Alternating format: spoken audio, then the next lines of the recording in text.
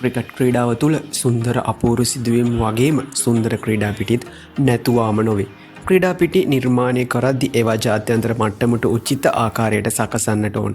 එසේත් නැත්තම් ICC එකෙන් ප්‍රශ්න ගොඩයි.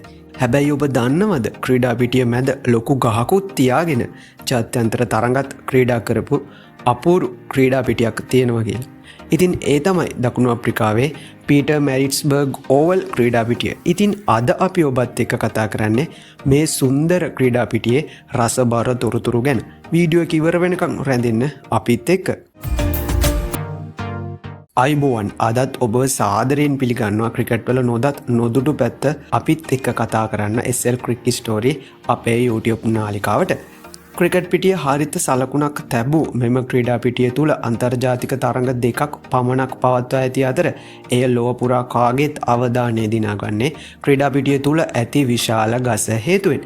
ප්‍රේක්ෂකයින් 12000කට තරඟ නැරඹිය හැකි මෙම ක්‍රීඩා පිටිය 1894 දී තමයි පළමු පෙළ තරඟය පවත්වලා තියෙන්නේ. පළමු පෙළ ලිස්ටේ 19න් පහළ තරඟ විශාල ප්‍රමාණයක් මෙම ක්‍රීඩාංගණය තුළ මේ වෙද්දි පවත්වලා තියෙනවා. ඉතින් මෙම ක්‍රීඩාංගණේ විශේෂිතම නීති රීති කිහිපයක් යටතේ තමයි ක්‍රීඩකයන්ට ක්‍රීඩා කිරීමට සිදු වෙලා තිබෙන්නේ.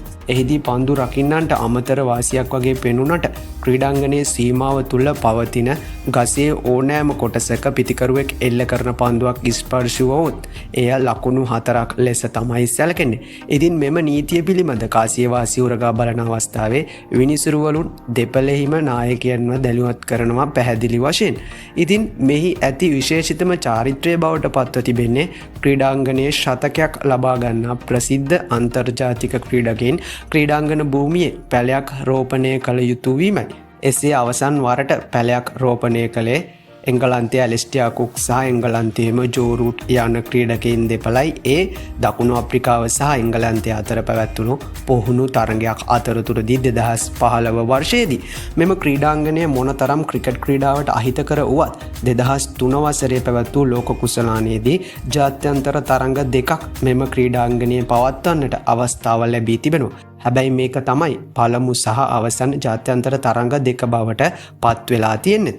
කොහොම හරි ඒ එක් තරඟයක් ඉන්දියාව සහ නැමීබියාව අතර තරඟයක් බවට පත් වෙද්දී අනෙක් තරඟය ශ්‍රී ලංකාව සහ බංගලාදේශය අතර තරඟයක්.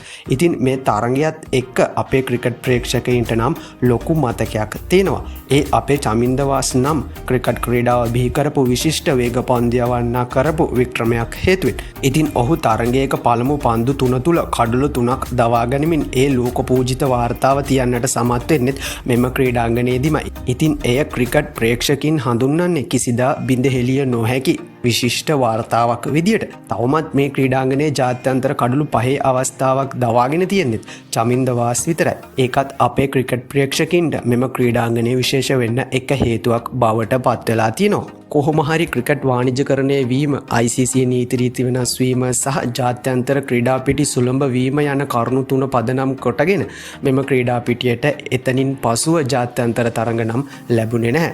නමුත් අදටත් මෙහි පළමු පෙළ සහ පුහුණු තරඟ ක්‍රීඩා කිරීමට යොදා ගන්නවා කියලා මේ වෙද්දි දකුණු අප්‍රිකානු ක්‍රිකට් ආයතනය සඳහන් කරලා තියෙනවා.